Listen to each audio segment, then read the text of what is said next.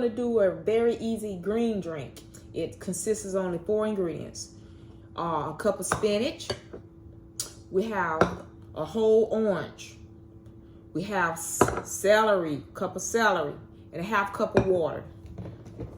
So we're going to start out with our water. We're going to get our spinach in. You're going to get that celery in there. Get that vitamin C with our orange. And we're going to blend.